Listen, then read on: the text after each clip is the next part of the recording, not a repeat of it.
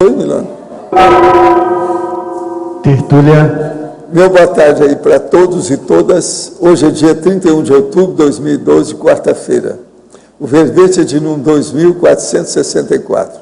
Tem 5 páginas, 53 logias e 10 máximos. O tema é qualidade de vida ideal. Agora, a especialidade é homeostaticologia. Quem redigiu o verbete é a nossa Daniela, professora que está ali, muito bem acompanhada hoje pela Kátia.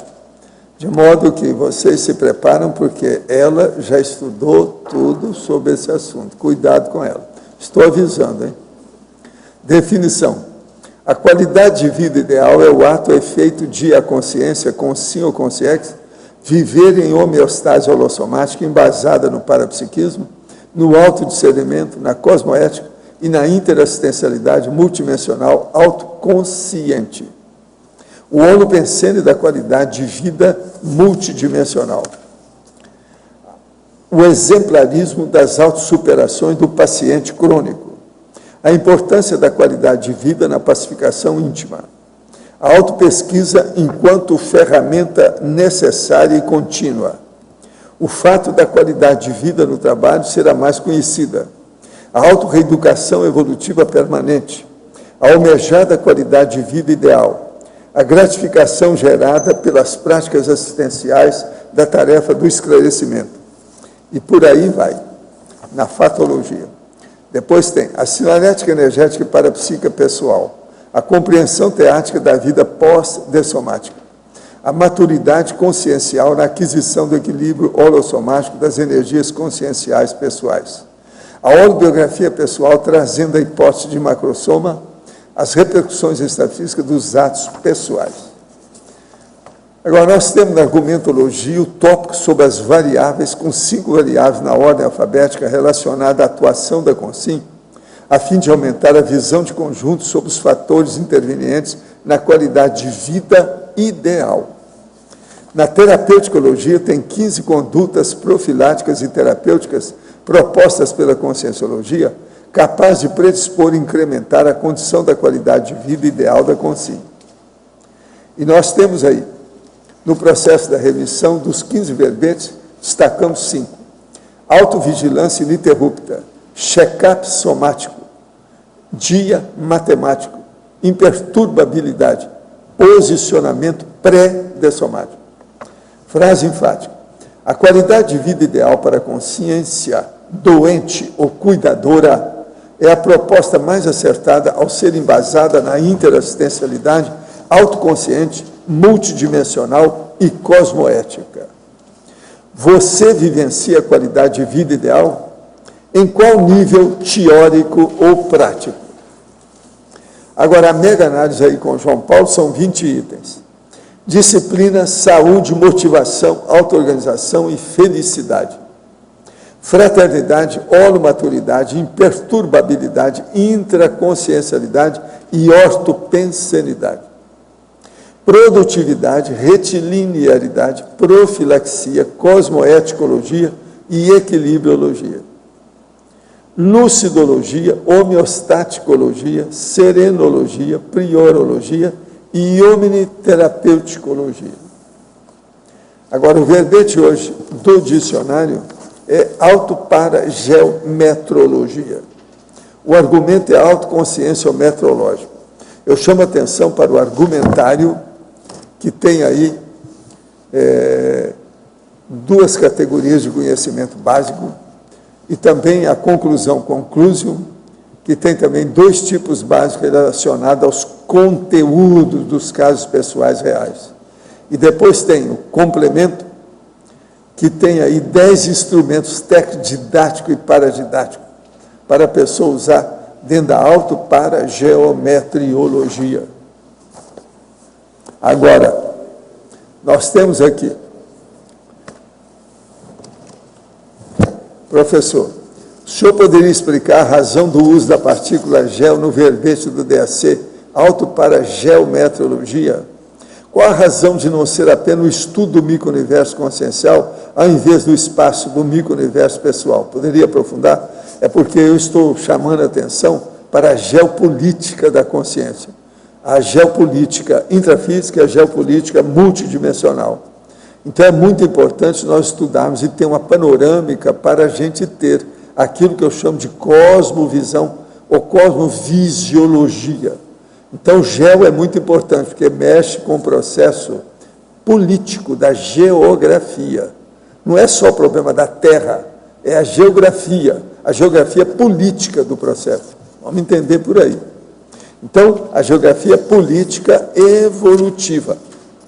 Agora, a verbetógrafa. Em Fatologia, página 8, segunda linha.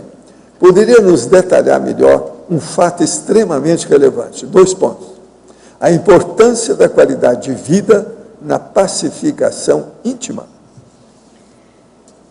A importância da qualidade de vida na pacificação íntima. Se a pessoa ela não procurar fazer as reciclagens necessárias para que ela obtenha a qualidade de vida ideal, que é todo o processo de autopesquisa, reciclagem, investigação, assistência, coerência, todos os predicados aí que a consciência pode adquirir. Se ela não busca por isso, ela não tem condição de ter essa pacificação íntima. Ela não fica bem com ela. Ela não se realiza enquanto consciência. Se ela ficar muito presa nas variáveis que a vida apresenta como determinante para que, de repente, o ser humano seja feliz no mundo, que é muito comum na sociedade, né? Ter só emprego, ter dinheiro, casa e um bom companheiro é pouco. Se ela não realmente investigar e não fizer as suas reciclagens e mudar, ela vai se comprometer enquanto consciência. E, automaticamente, ela não vai ter paz. Ela não tem autoconsciencialidade. E acaba comprometendo a felicidade dela e a pacificação íntima dela. Em Fatologia, página 8, 11ª linha. Poderia nos falar mais sobre o projeto Vida Saudável de Soma Feliz? Com muito prazer. Até mesmo porque esse é o projeto que nós vamos apresentar agora no nosso colégio da dessomatologia. Tem 2 colegas ali atrás, a minha colega coordenadora do colégio da dessomatologia e a Maria Ana, que é participante do grupo. E esse projeto, ele tem por intenção a gente fazer uma congruência holopensênica interassistencial no dia de finados. Como a nossa sociedade ela é cometida de uma dor muito grande por causa da falta da cultura da dessomatologia, ela sofre muito. E a gente quer criar um contraponto interassistencial. Então, nós vamos promover esse ano aqui em Foz do Iguaçu, não só em Foz, na verdade, a nossa proposta ela foi mais ampla, com toda a CCCI, para que cada um, dentro da sua particularidade, a sua instituição, possa estar falando nessa data sobre a dessoma. E, automaticamente, ela vai contribuir com essa interassistencialidade. E aí, logicamente, o CID, o Colégio da Dessomatologia, teria que fazer algum evento. Então, o que nós vamos promover aqui, no CAEC, nessa data, é apenas um pedaço desse projeto. Porque o projeto ele é muito maior. O projeto é que a gente dissemine essa ideia da dessomatologia em todo o mundo. Não é só em Foz do Iguaçu com a atividade do CID, do Colégio da Dessomatologia, mas todas as instituições que trabalham com o paradigma consciencial, todos os colégios invisíveis, eles foram convidados para que ele pudesse trabalhar com essa temática. Porque com isso, automaticamente, a gente tem a oportunidade de fazer mais assistência, ampliar mais assistência. E aí a gente vai poder fazer esse contraponto com a sociedade, porque eles realmente têm muito sofrimento. E a gente considera que essa massa holopensênica, e tem até uma parte aqui do verbete que eu cito a respeito, ela é invisível, né? Sem dúvida, mas ela faz um super efeito com a sociedade. Então, a proposta do projeto Vida Saudável de Soma Feliz é isso. A gente tirar o peso que a morte tem para a sociedade normal, né? Normalmente. Maniologia, página 10. Como realizar o descarte da mania excessiva de comer corretamente? que é ortodoxia, né? A pergunta é como... Ele foi uma pergunta, Maniologia, página 10. Como realizar o descarte da mania excessiva de comer corretamente? Primeiro, dentro do processo da qualidade de vida ideal, é fundamental a pessoa pensar na importância de uma boa alimentação, sem dúvida. Vide de passagem aí vários pesquisadores que falam da importância da alimentação orgânica, e automaticamente a pessoa ela precisa realmente de aprender a comer corretamente. Por exemplo, quando eu vou num self-service, eu não como, não é o que eu quero comer, não é pelo meu gosto, é por aquilo que eu preciso de comer. Agora, a pessoa também não pode ser excessiva. Então, largar dessa frescura de repente, não posso sair com meu amigo que me convidou para passear, porque ele está indo para uma churrascaria. Bobagem. Qualquer lugar que você for, você é capaz de comer aquilo que você quer. Aí teve esse dia uma despedida lá em Belo Horizonte, que a gente foi para uma pizzaria. E eu estava numa crise, realmente, que eu estava com uma constipação, que é uma sintomatologia da minha doença. E eu falei assim, poxa, eu não vou deixar de sair com meus amigos só porque eu estou indo para a pizzaria. Chego lá, o que eu peço? Arroz com brócolis. Então, quer dizer, em qualquer lugar que você for, peça aquilo que você pode comer. Não deixe de fazer um evento ou participar de um evento só por causa dessa mania chata e translocada de ficar só comendo o que você quer. Não, eu sou vegetariano, não posso ir para a churrascaria, bobagem. A pessoa tem que quebrar isso, né? Então, eu acho que a pessoa tem condição, sim, de administrá-lo. Em parafatologia, página 8 e 9, poderia ampliar os dois últimos itens? Parafatologia, a holobiografia pessoal, trazendo a hipótese do macrossoma. É muito legal a gente pensar nessa condição da holobiografia. Primeiro, se eu tive esse diagnóstico de esclerose múltipla, ele é proveniente da minha holobiografia. Ele não é um resultado só dessa minha existência. E, logicamente, como que eu vou pensar nessa lógica, como que eu vou vivenciar essa lógica?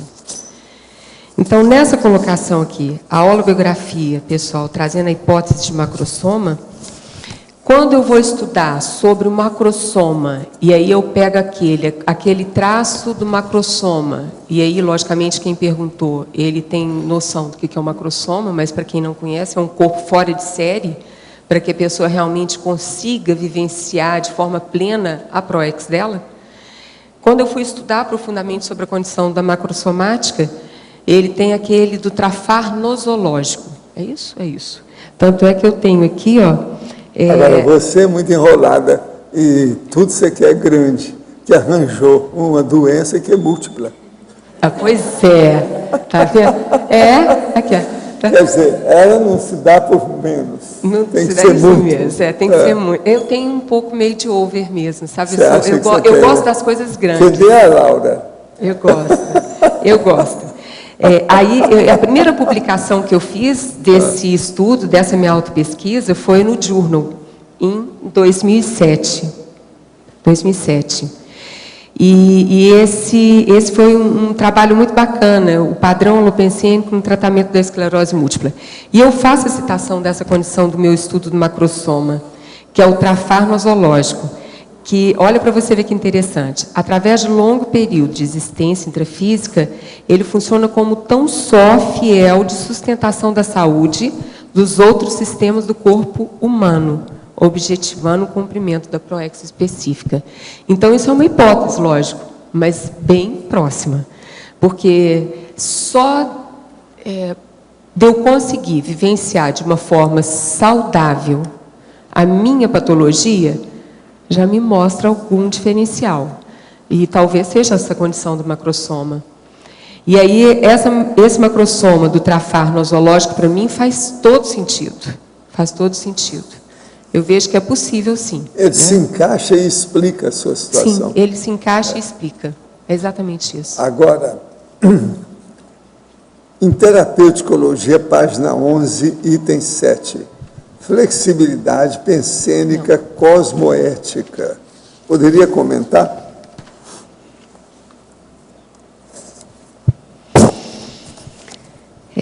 Flexibilidade pensênica cosmoética.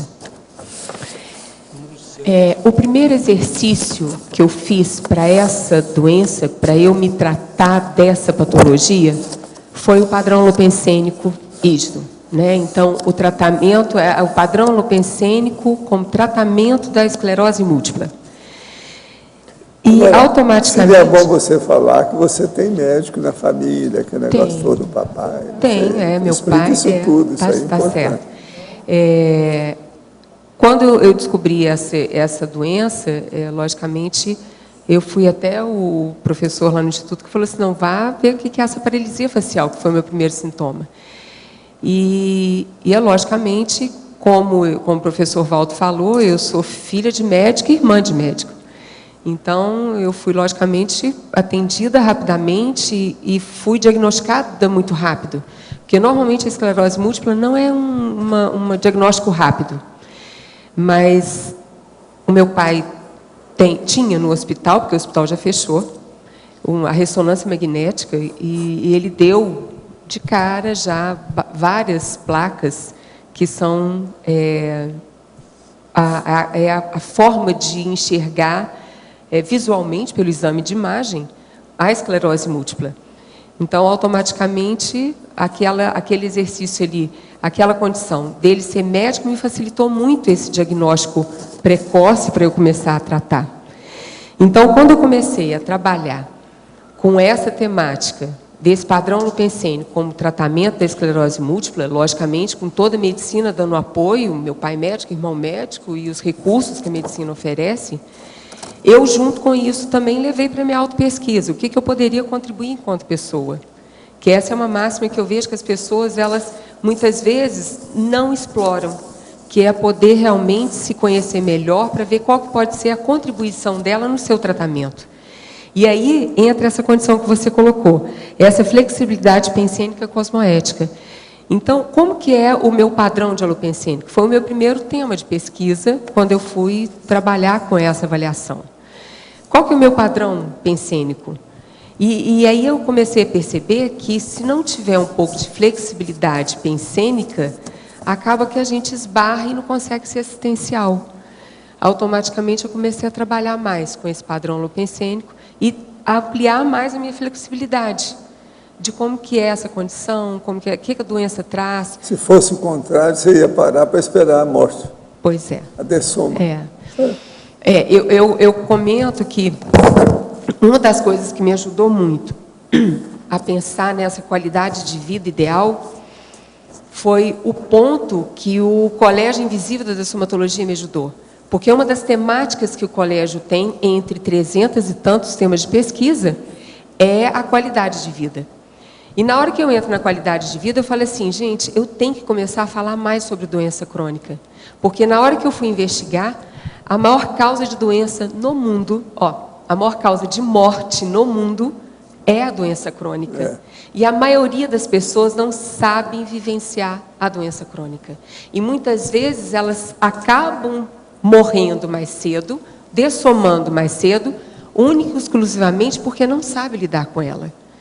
E aí eu vi como que eu poderia realmente prestar assistência, fazendo curso, expondo em verbete e colocando isso para as pessoas, para elas poderem vivenciar de forma plena a vida delas. E aí a gente vai lembrar ali do próprio dicionário que a gente tem de argumentos da Conscienciologia, naquele DAC, onde a pessoa tem condição realmente de quanto mais qualidade de vida ela tiver, mais ela vai ter uma vida plena e menos ela vai ter que preocupar com a dessoma dela, com a morte dela.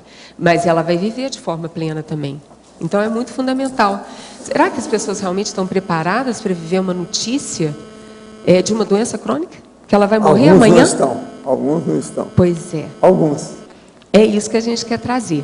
Tanto com o projeto do CID, quanto eu com esse verbete e com o meu curso também, que já saiu.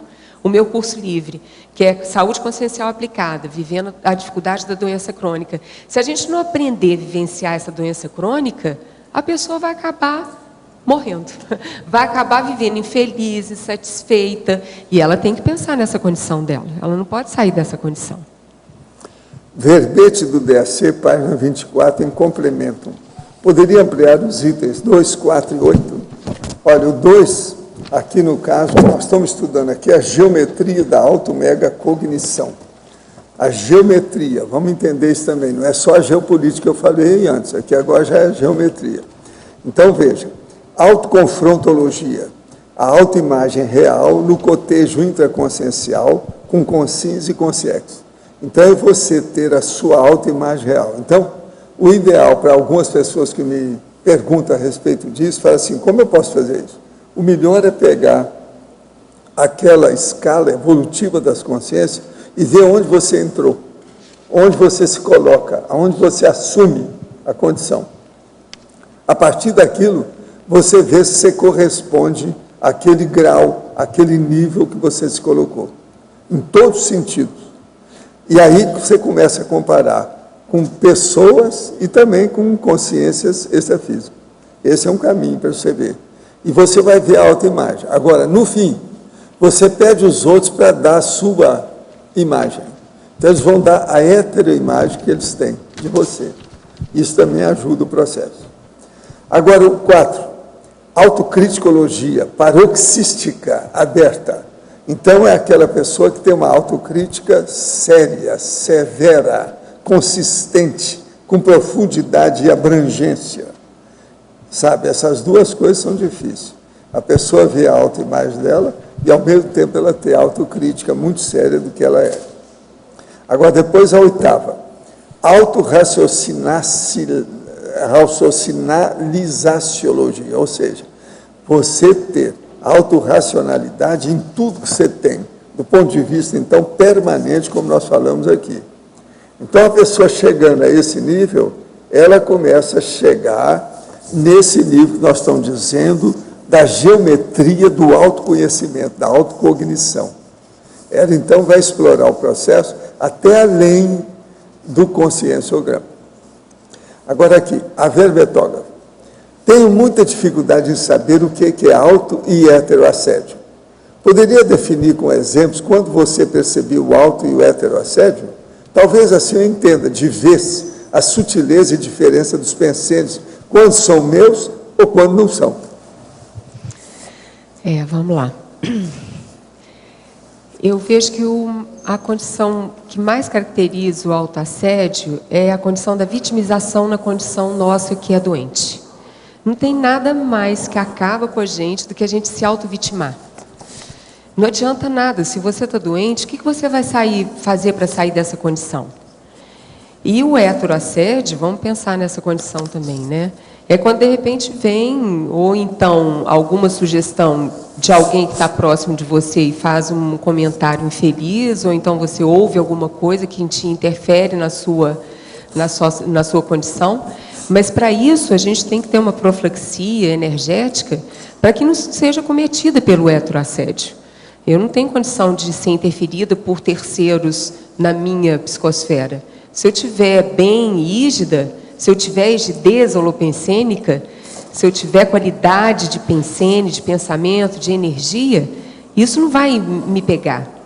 E a condição realmente da vitimização é a maior causa que a gente tem de autoassédio. Quando a gente é doente, quando a gente tem muita dó da gente. Tanto é que eu passei por uma fase em que eu tive que tomar algumas decisões muito sérias, que para mim foram muito sérias, porque a coisa que eu mais gosto de fazer hoje em dia, que é a minha grande profissão, são as atividades da Conscienciologia. E eu estava, na época, coordenando o IPC de BH, e estava como executiva do ECP2. E eu comecei a ter alguns sintomas da doença. Comecei a piorar. E decidi que uma das coisas que eu teria que fazer é pedir o meu afastamento dessas minhas duas funções. E aquilo mexeu muito comigo. Porque eu estava me ficando muito de vítima. Eu falei assim, gente, mas olha aqui, como que eu posso... Vamos supor, a condição da constipação, que me acomete muito. Aí eu comecei um dia a falar assim, nossa, eu estou fazendo tudo certo, eu alimento bem, eu faço exercício. Aí, de repente, eu paro um pouquinho, em um determinado dia, eu paro um pouco, sento em frente à televisão, e na hora que eu ligo a televisão, eu gosto de assistir no final, assim, de tarde, aquele Home Health, que tem vários assuntos, e eu vejo um relato de uma criança que estava com uma constipação, não era de uma semana igual a mim, era de 2 meses. Aí, de repente, um amparador vem e fala assim, tá vendo, bobinha? Você não pode ficar choramingando por causa de uma bobagem, de uma constipação. Então, não tem coisa que mais acomete a pessoa que é doente crônica do que ela ficar se lamentando do sofrimento dela. Então, quais são as medidas que você toma para minimizar esse seu sofrimento, essa sua crise? Não é sofrimento, vamos tirar a palavra sofrimento, que é muito pesado, é ruim. Traz isso para uma reflexão madura. A condição da gente usar o mental são é muito bacana, né? Que a gente leva para a racionalidade. Então, quais são as medidas que você toma para sair daquela condição que te acomete? Por exemplo, hoje em dia, eu preciso de algumas características, algumas medidas de profilaxia que são muito boas para mim. Eu sou docente, sou pesquisadora da Conscienciologia. Eu preciso de dar aula, de ficar em pé ali, né? Me expondo e tal. Mas eu não dou conta mais de ficar em pé. A doença já me acomete de uma forma que eu preciso ficar mais assentado do que em pé. Tá bom, então eu vou dar aula no banco. Qual que é o problema? Sem problema, tá bom. E aquilo, o que é mais importante para mim? É fazer assistência. E o que eu tenho que fazer com essa condição? Rasga o orgulho e toma a providência que você tem que tomar. Por exemplo, em longas distâncias, hipermercados, shoppings, ou então aqui no CAEC, eu preciso de uma cadeira de roda. Né? E aí eu falei assim, vamos usar a cadeira de roda, qual que é o problema? E muitas vezes eu vejo que as pessoas, elas deixam de aproveitar por causa de repente, o orgulho bobo de não poder usar a ferramenta que ela tem.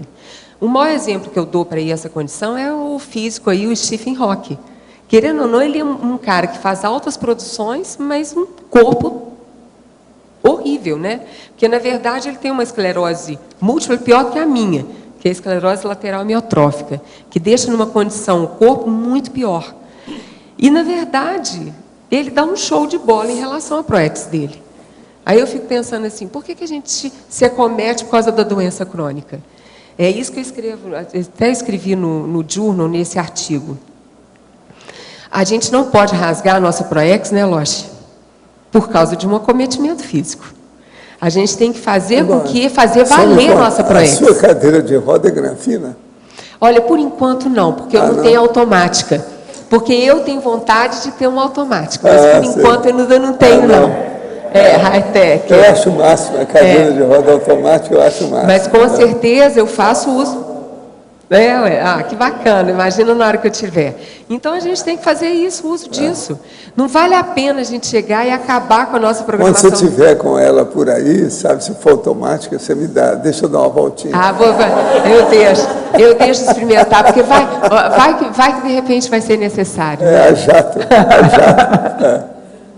É isso. Agora aqui, Enfatologia, página 8, terceira linha. Poderia comentar a autorreeducação evolutiva permanente? A autoeducação evolutiva permanente. Se a gente está pensando na evolução, a autoeducação ela é constante, não tem jeito. A nossa autoeducação, a gente tem que estar sempre voltada para a condição de que sempre tem alguma coisa para aprender. Sempre, sempre, sempre. E a gente sempre vai aprender alguma coisa. Então, a autoeducação, ela faz parte da nossa vida. Evolução é reciclagem, é mudança constante. Conhecimentos novos o tempo inteiro. E o maior desafio que a gente tem é o nosso professor Valdo. Porque na hora que a gente acha que vai chegar no top, que já está mexendo com a enciclopédia, eu passo para o dicionário de argumentos. Aí agora estou pensando qual que é o próximo. Porque eu fico assim... Já tem? Não, olha, eu fico assim. Eu não conheço um desafio melhor para a nossa evolução do que você. Não, o que é isso? Não, alguém aqui conhece? Eu não conheço. Se alguém conhece, me apresenta, que eu gostaria muito de conhecer. Estou falando aqui intrafísico, né, Paulo? É porque você está com um círculo de relações ainda pequeno. Você ainda não viu a paralencologia que tem aparecido aqui? Você não acha? Não, aqui, ó. Aí, agora, você saiu bem, né, Val? Você não acha? Tá o processo dela é a paralencologia. Tá bom. Eu não, vou então, depois pera lá. falar com a aqui, ó. Abel para passar para você o volume da paralencologia. Tá ela bom. tem lá por escrito. Tá bom. Você vai ver quem é que é quem. Agora, vou ter aqui. o prazer de conhecer, com certeza. Tá. Em Parafatologia, página 9, poderia abordar a maturidade consciencial na aquisição de equilíbrio holossomático das energias conscienciais pessoais. A maturidade consciencial na aquisição do equilíbrio holossomático das energias conscienciais. Maturidade consciencial se adquire primeiro fazendo pesquisa. Qual que é o tripé da maturidade consciencial? É o desenvolvimento da inteligência evolutiva. É a gente pensar de que a gente tem as 3 inteligências mais importantes para a gente trabalhar: parapsiquismo, intelectualidade e comunicabilidade. O que adianta a gente fazer muita pesquisa, muito trabalho e não saber expô-las, né? Você pesquisar e engavetar. É saber realmente expor essa realidade. Então, é buscar de uma forma inteligente a sua evolução. Então, vamos lá ver. A aquisição do equilíbrio holossomático. E a partir do momento em que você buscar por esse tripé, você adquire o seu equilíbrio holossomático. Essa foi a máxima, que foi o início do meu trabalho. Na hora que eu fui fazer uma investigação do meu padrão holopensênico e que eu vi que eu tinha um padrão holopensênico muito voltado para coisas muito fúteis, e olha que eu já estava no Rio de Janeiro com o intuito de trabalhar na Conscienciologia. E eu vi que eu estava com o meu tempo, eu ia para o shopping center, maior parte, ficava meu tempo muito no shopping, e perdia tempo com a estética, com casa. Eu falei, gente, é muito pouco. E cadê minhas horas de estudo? E a minha intelectualidade, onde que está? Aí eu comecei a questionar aquilo. Então, quer dizer, e automaticamente, na hora que eu começo a trabalhar com esse tripé evolutivo, da inteligência evolutiva, intelectualidade, parapsiquismo e comunicabilidade... prioridade. A prioridade. Prioridade. E aí eu consigo realmente ter equilíbrio holossomático. Eu tenho uma qualidade de vida exemplar. Eu consigo bancar para poder fazer aquilo que eu tenho que fazer. Eu não tenho condição de ficar parada. E com a distinta esclerose múltipla. Com a distinta esclerose múltipla. Isso aí é muito importante. Ela é muito distinta. Agora, eu fico falando uma coisa que eu acho que é importante, Sabal, tirar o peso que a doença tem na vida da gente. É lógico. Não, e desbancar com o filme de terror da doença. Filme de terror. Vamos parar para prestar atenção? Presta atenção. Se eu tenho essa doença, tem a ver com a minha holobiografia, a minha história. Não, olha, eu não tive ela à toa. Os caras me falaram, depois que eu tive o infarto com 28 anos, que eu ia durar 5 anos. Todos eles já dessomaram. Pois é. Era uma junta médica. Então, quer dizer, na hora que você Eram só banca... 5 professores, 5. Todos eles já foram embora. Agora, olha para você, na hora que a gente banca a doença, ela não desbanca você mais. Você consegue aquilo. E é isso que eu fiz. Então, a gente consegue realmente vivenciar essa condição com equilíbrio. Tem que desmistificar essa coisa da pessoa se acabar porque está doente, dá de vítima, não dá mais. Não dá. Agora, em Ciclologia, página 10, poderia relatar o ciclo seriexológico? O ciclo seriexológico. Se a gente parte do princípio que a evolução da gente, ela não é só essa dimensão, só essa nossa vida intrafísica, se a gente se acometer de uma patologia, por exemplo, eu acabo comprometendo a minha próxima existência no meu período intermissivo. Então, eu tenho que ter qualidade de vida ideal para que eu consiga passar por esse ciclo de múltiplas vidas, ressoma e dessoma com qualidade, porque a qualidade de vida ideal não é só para quem está aqui no intrafísico, é para quem também está no extrafísico. É essa maturidade para ele poder vivenciar de forma mais plena possível a realização do que ele está para fazer. Porque ou aqui ou na outra dimensão nós vamos ter que realizar alguma tarefa. E qual que é a nossa preparação para essa tarefa? Será que realmente a gente está preparado? Será que a gente está conquistando as qualidades, os atributos e desenvolvendo o nosso parapsiquismo, a nossa inteligência evolutiva para realmente viver plenamente o extrafísico depois que a gente dessomar? Depois que a gente perder esse corpo físico? Eu acho que é isso que a gente tem que pensar. Porque a gente tem vidas, e a qualidade de vida ideal ela tem que estar preenchendo todas elas. Em Fatologia, página 8, quinta linha, poderia ampliar o equilíbrio necessário à qualidade de vida? O equilíbrio necessário à qualidade de vida. É muito isso mesmo que eu já falei a respeito do equilíbrio que a gente tem que procurar. A gente vê muitos pesquisadores estudando as formas de inteligências do ser humano. E a inteligência mais importante é aquela que eu respondi há pouco tempo. É a condição da tridotação. É a gente priorizar essa tridotação. É essa priorização da inteligência, do nosso desenvolvimento, da nossa intelectualidade, o nosso parapsiquismo e a nossa comunicabilidade. E isso aí, realmente, ele vai dar esse equilíbrio necessário à qualidade de vida. Em Parafatologia, página 9, terceira linha, poderia ampliar a holobiografia pessoal, trazendo a hipótese do macrosoma?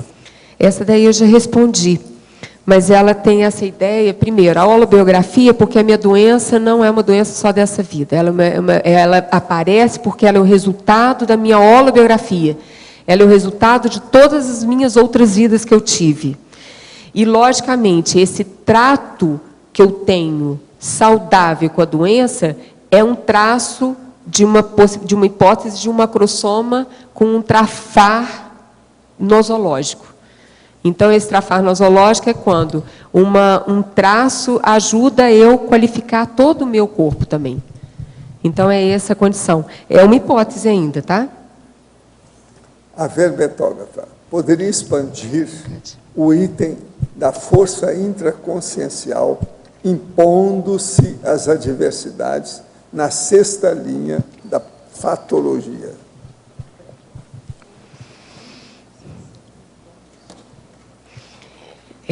Se eu não buscasse por essa consciencialidade ígida, equilibrada, de padrão holopensênico homeostático, retilíneo, eu não teria condição de ter essa qualidade e não teria condição de viver a adversidade da patologia. Por exemplo, é a condição que nós estávamos aqui conversando. Quantas pessoas que acabam se entregando os pontos porque elas têm uma doença crônica?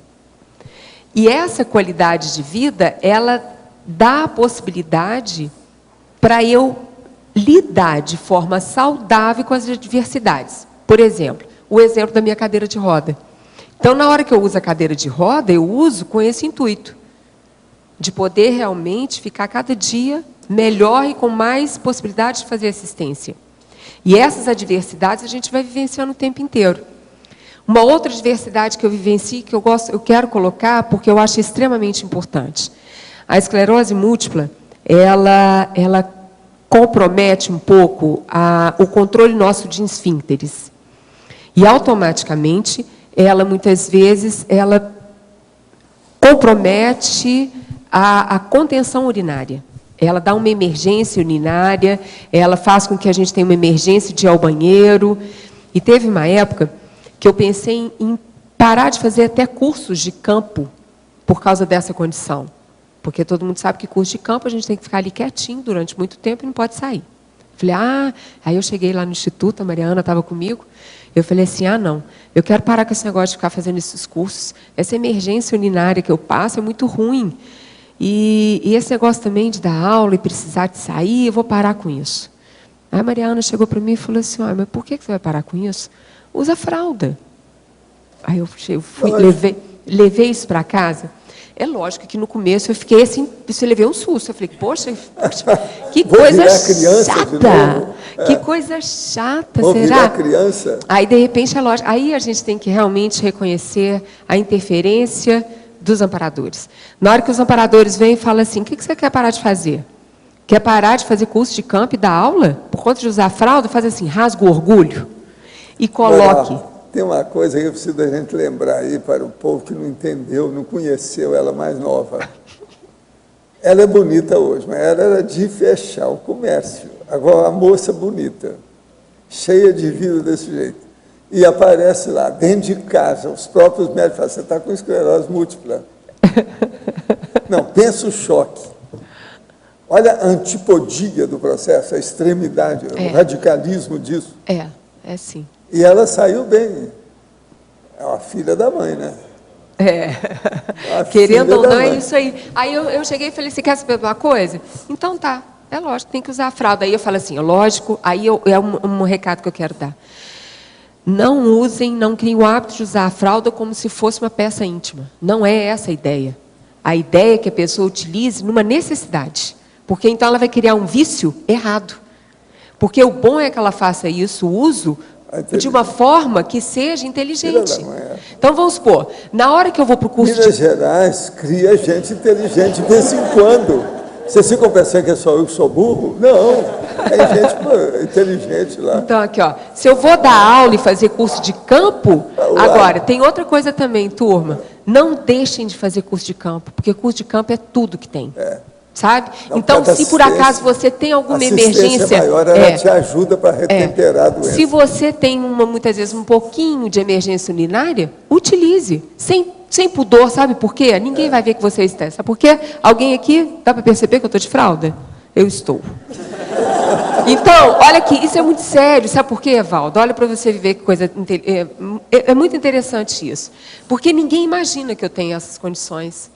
Não, vamos supor, na hora que eu chego... Não fica escrito aqui, esclerose múltipla, não tem. Aqui, ó, na hora que eu chego no aeroporto, eu chego no aeroporto e coloco... Eu chego em pé, né?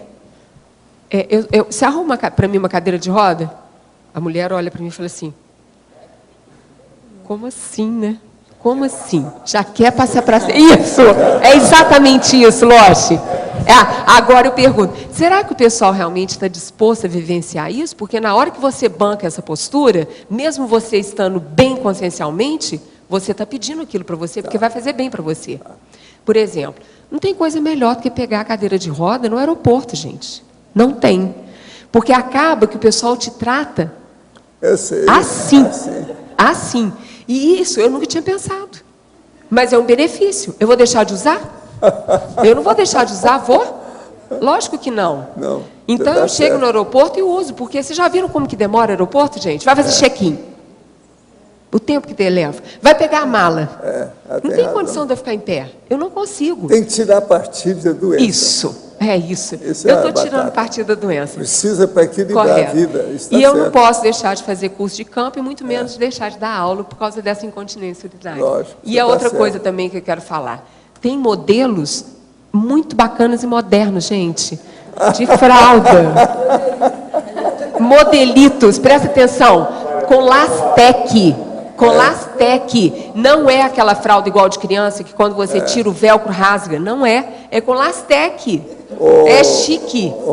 Nós vamos nomear o Laênio Loche para estudar o processo.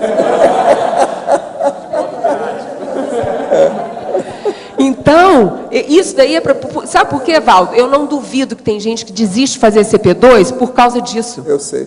Não deixem de fazer curso de campo por causa disso, que é uma bobagem. Eu já receitei isso para várias senhoras. Mas esse pessoal é muito bobo, não usa. Muito Precisa bobo. falar mais. Tem que falar mais. Por isso Tanto é muito importante o que você fala. O seu exemplo é bom para disseminar a ideia. Aos epicons que estão aqui, né? Vocês podem chegar e falar assim, gente, usa esse exemplo da Daniela Esposo lá, está acabando bacana. com os tabus. Tabu, isso, quebrar tabu. Aqui, ó. Tem que acabar com isso. Agora, você quer coisa que tem mais tabu que doença crônica, Valdo? Não terrível, tem, não tem, a pessoa se acaba aqui, ó. Aí eu quero fazer uma propaganda. Do meu jeito, eu falo que eu tenho hipertensão faz 52 anos. Não estou aumentando nada, não. Faz 52 anos. O povo não acredita. Fala, não, você está falando isso para me ajudar, porque era minha hipertensão. É isso mesmo. Aqui, ó, aí eu quero colocar, eu vou aproveitar aqui e fazer uma divulgação. Um dos eventos do CID, esse final de semana de agora, o Cinema Nossa vai ser... Não, o livro, o debate do livro é domingo. Esse livro, claro, como o dia que nós vamos debater aqui no auditório, não, na sala 1 da dinâmica parapsíquica, é esse livro aqui, ó, claro, como o dia. Não, foi o filme mesmo, desculpa. Mas então fica aqui a propaganda para esse debate, porque tem muita coisa desse personagem que é exemplar na vivência da doença crônica dele, mas que eu cito aqui no meu verbete também, a respeito de como que ele acabou se envolvendo com a vida dele só com o workaholic. Ele perdeu muito tempo de só pensar nisso. Agora, um livro seu é que a gente está esperando para ver. Né? Mas ele já tá na forma. Pois é. Já está na forma. Está no prelo. Esse livro, ele vai chamar de Paciente Assistente. Uma história de uma doente crônica. De paciente, assistente. Bom, hein? Gostou? Assistente, paciente. De paciente assistente. Muito bom. Não, mas eu quero chegar onde que eu ia chegar. No filme, que nós vamos passar, então, no sábado, não é isso, Rê? Sexta-feira, 18, que é Além da Vida? O filme é Além da Vida. Nesse filme, ele, por incrível, né, a gente estava escolhendo o filme, aí eu e a Regina, a gente sempre estuda, a gente faz esses debates muito juntas, né? Lógico, nós somos as coordenadoras. E nós assistimos esse filme juntas. E nesse filme tem um exemplo de um cara que o parapsíquico vai atender um paciente dele lá, e ele cita que a mulher dele teve esclerose múltipla e falando que estava na cama. Eu falei, gente, mas por que a pessoa fica na cama? Aí vamos dar o exemplo do Stephen Hawking. Ele está com a pior esclerose múltipla e ele não está na cama. Então, quer dizer, como que a pessoa vivencia uma doença crônica? Ela precisa se entregar? Ela precisa ficar acamada? Terminar com a vida dela? Rendição. A rendição? Porque tem uma dorzinha aqui, tem uma dorzinha ali. Eu estou muito doente. Vocês é porque são jovens. Na hora que chegar na minha idade, você vai ter dor toda hora. Ela salta de um lado para o outro. Faz parte da vida da gente. Você até acostuma. Eu acho, de vez em quando, que eu estou tão quieto, não tem nada, mas está esquisito. O que houve? Valdo, e é essa máxima que eu coloco aqui na frase enfática. Um dia nós vamos ser ou paciente ou assistente. Precisa saber. Todos nós vamos viver isso. Para ser assistente titular depois da segunda dessoma. É muito importante. Aí eu desafio. Aqui. Professor, ontem à noite dei passividade para um amparador. Senti muita pressão forte nos olhos e o nariz sendo puxado para cima. Os olhos viraram e a pressão aumentava e diminuía. Depois de algum tempo parava e um líquido gelatinoso saía dos olhos e escorria pelo rosto. Depois a energia foi direcionada para os palmos chakra. Eles começaram a esquentar, pareciam duas bolas de fogo vivas nas mãos. Essa pressão nos olhos e o calor nas mãos é o feto ectoplasma? Pode ser sim. Isso tem relação com paramicrochip ou algum processo de pré-TENEPS? Estou pensando em começar a TENEPS. Não, eles estão desenvolvendo você em matéria de ectoplasmia, possivelmente para a TENEPS. Pensa nisso, o que está se passando. Agora, o feto ectoplasma é mais ou menos isso, mas é um pouco mais na frente. É a hora que você vê que tem um organismo vivo pulando na sua mão. Você vê direitinho, como se fosse um feto mesmo. É algo vivo. Estuda o ectoplasma. Professor, sou neófito e estou me esforçando e estudando muita coisa através das tertúlias. Tenho uma mente voltada para o método científico, mas de cara percebi, o que vocês falam é muito sério. Minha questão, como posso participar de um curso intermissivo? Olha, a primeira coisa é o seguinte, se você acha que ainda não fez um curso intermissivo, que tal você já começar a estudar o curso intermissivo conosco? Nós temos aí uma publicação chamada Enciclopédia da Conscienciologia, que é o curso intermissivo, traduzido aqui para essa dimensão. Comece a estudar e seguir as técnicas que tem na enciclopédia. Você já vai entrar no curso intermissivo. Aí você se prepara. Quando você dessomar, depois da segunda dessoma, você já vai entrar como aluno emérito, né, de alto nível no curso. Professor, o senhor comentou que alguns anos após o seu acidente teve que fazer a extração de um dente. Sim. Puxa, eu já falei isso aqui faz muito tempo, hein? Esse cara está ouvindo isso há muito tempo. Qual é a sua opinião sobre os implantes dentários de outros materiais de forma permanente no soma? Há alguma interferência energética positiva ou negativa no holossoma? Não. A primeira coisa que você tem que fazer é o seguinte: eu mesmo tenho dente implantado. Agora, o caso todo é o seguinte: você deve pensar positivamente sobre o assunto. Não pense negativamente, que aí qualquer implante funciona bem.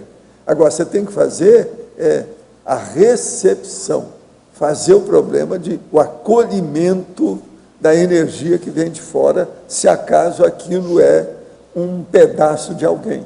Então é bom estudar. Agora, não tem problema nenhum, não. Você supera toda interferência energética. Agora, pense positivo com o processo. Lembre-se, eu mesmo tenho implante de dente, devido ao meu acidente. Poderia a verbetógrafa ampliar a técnica da manutenção de rotinas úteis e hábitos saudáveis entrosados no cotidiano produtivo? Está na tecnologia, página 9, segunda linha.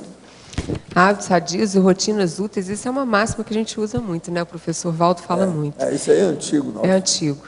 Então, hábitos saudáveis e rotinas úteis é você pensar assim: qual que é a sua rotina de vida? Quais são as prioridades suas no dia a dia?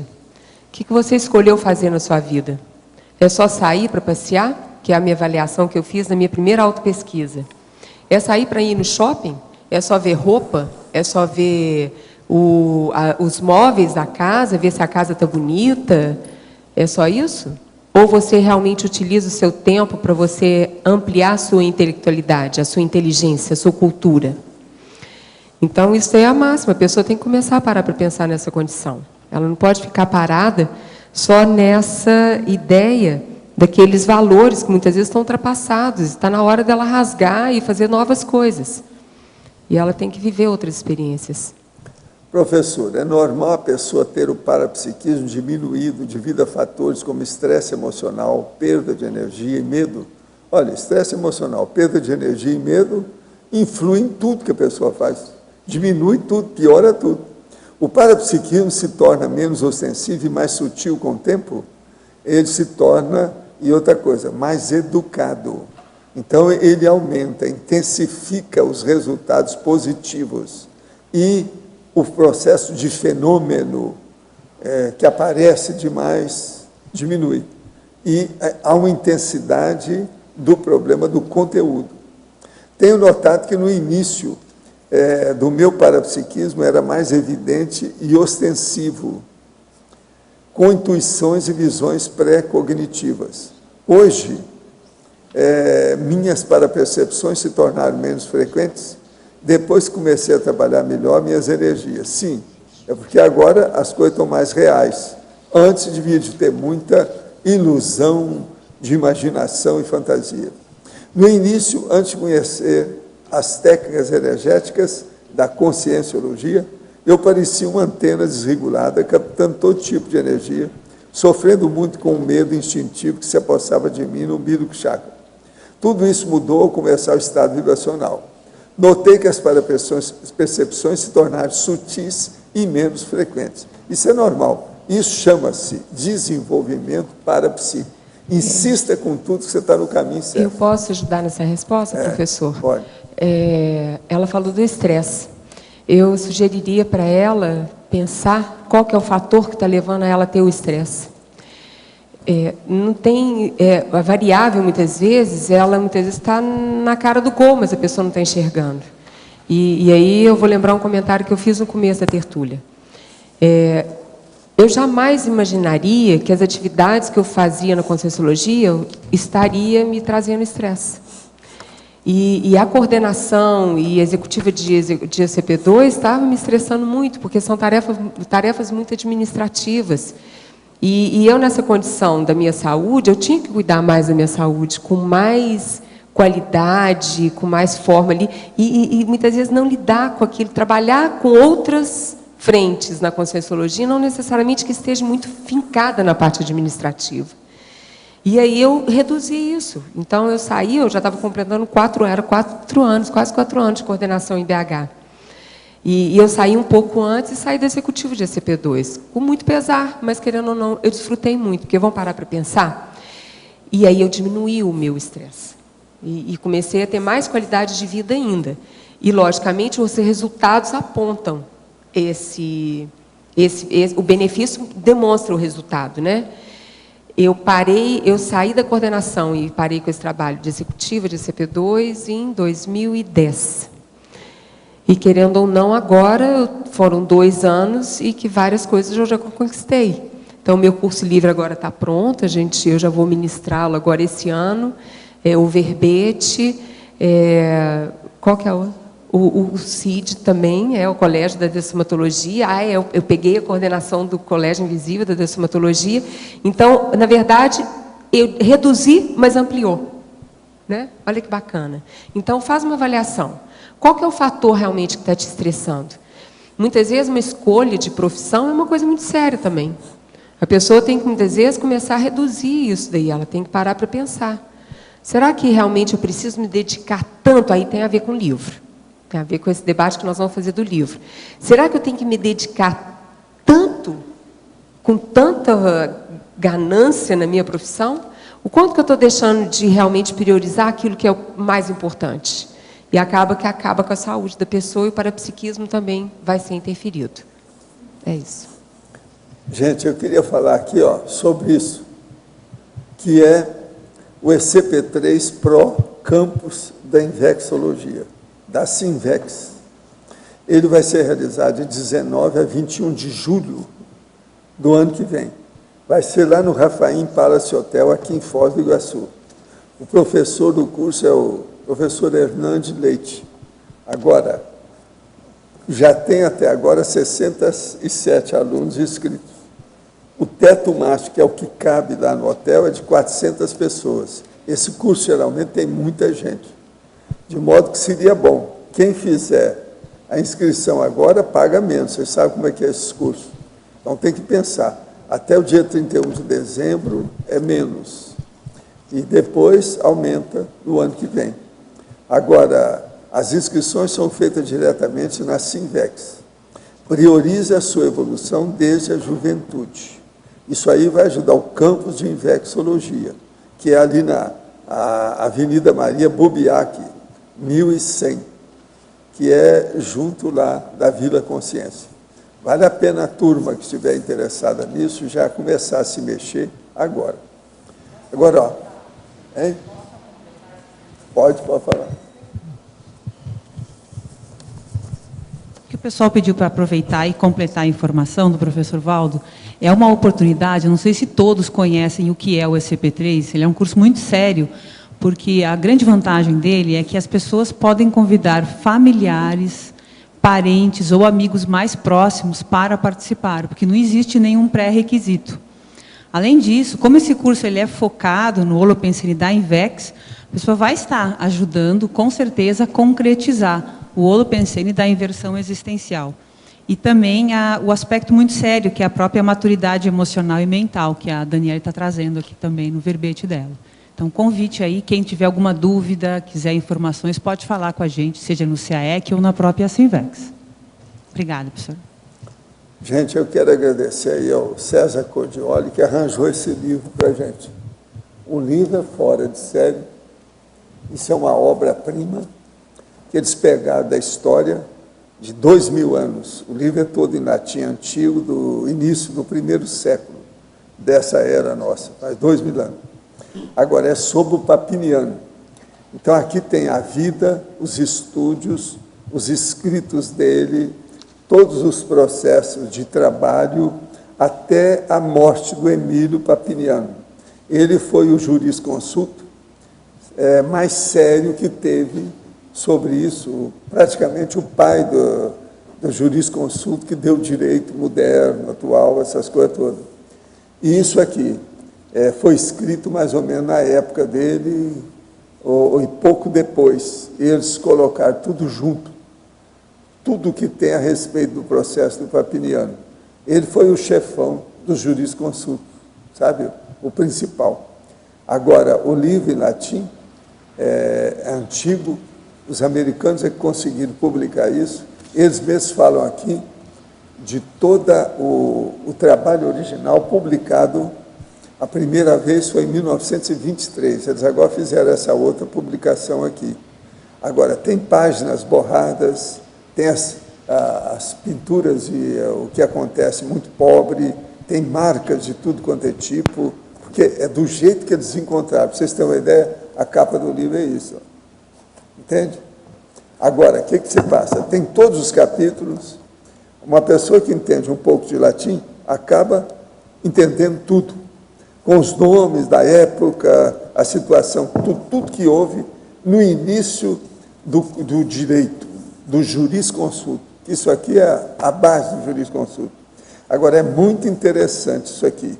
É um monte de gente desses conhecidos da história que tem aqui, de tudo quanto é jeito, da Roma antiga e os negócios todos. Agora, conforme o lugar, não tem nem a página, eles colocam tudo do jeito que é a realidade. E tem a explicação de tudo isso aí no início. Como é que foi que eles publicaram? Tem uns que não dá para ver, porque o negócio está tudo borrado. Mas publicaram o original do jeito que foi encontrado. Então, isso é uma obra, ou vamos dizer, um texto único. Não tem parte nenhuma. Ele conseguiu isso na internet, que eles publicaram isso agora recentemente. Aqui não está falando nem a data, mas foi publicado nos Estados Unidos. Está falando aqui o lugar foi. De modo que eu agradeço muito a ele. Eu quero ver algumas coisas aqui sobre o processo do Papiniano, do Ulpiano e todos aqueles que estavam, Tertuliano, você sabe que aqui é da época do Tertuliano. Tem o Tertuliano também nessa história. Então, eu quero ver com calma.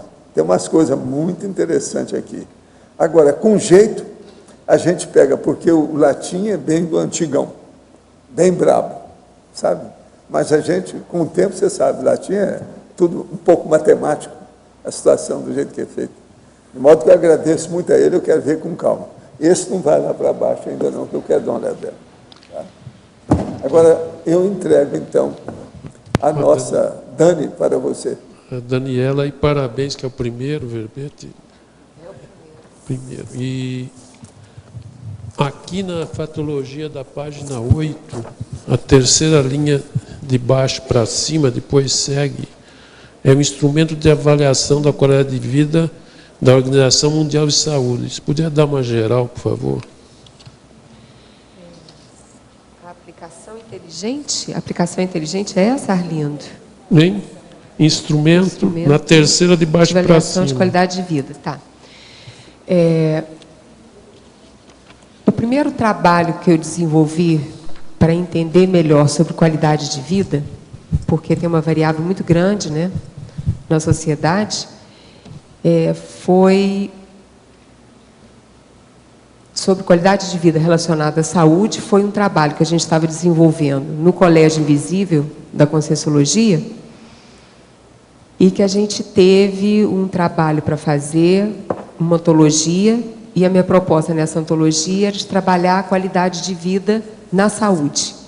E pesquisando sobre qualidade de vida na saúde, eu identifiquei esse trabalho que a Organização Mundial faz sobre qualidade de vida. E que é um trabalho muito bacana, muito bacana. É lógico que o ideal seria a gente propor uma parceria para poder trabalhar com eles sobre esses assuntos de qualidade de vida, porque eles aproximaram bastante a ideia de acrescentar para o ser humano que qualidade de vida tem que ter algumas variáveis diferentes, tem que ser variáveis que vai acrescentar crenças, espiritualidade. É lógico que isso são terminologias da Organização Mundial de Saúde, e que automaticamente isso contribui muito para a qualidade de vida. Tanto é que quando eles começaram a estudar mesmo qualidade de vida e o que estava interferindo na saúde do ser humano, eles viram que precisava de pensar nessa condição das crenças da pessoa, no valor, quanto à relação da espiritualidade. Tanto é que a primeira especialidade que ajudou a Organização Mundial de Saúde a ampliar o que é o estudo da qualidade de vida foi a especialidade da oncologia. Porque eles viram que o paciente oncológico era o que mais precisava de pensar nessa realidade, é o que estava mais próximo até da condição da dessoma, né, da morte. Então, esse trabalho aqui, ó, esse instrumento, né? Esse instrumento de avaliação qualidade de vida, esse RUCOL é exatamente esse que trata crenças pessoais e espiritualidade. Entendeu? Que aí é bom, porque ele extrapola um pouco mais, né, Arlindo? Não fica aquela condição assim, só precisa de comida, água e condição social. Não, é muito mais do que isso. Então, esse RUCOL, ele pega nesse ponto, assim, entendeu? Que eu achei bem interessante a gente pensar. Então, que na sétima também, na mesma página, na sétima, de baixo para cima também, depois segue, né? As perdas naturais relativas à vivência de patologias, contribuindo para a compreensão da dessoma. Eu gosto muito dessa ideia, de a gente pensar assim. O que mais acomete o lado emocional do ser humano? Não é perder alguma coisa? Para pensar, vamos parar para pensar.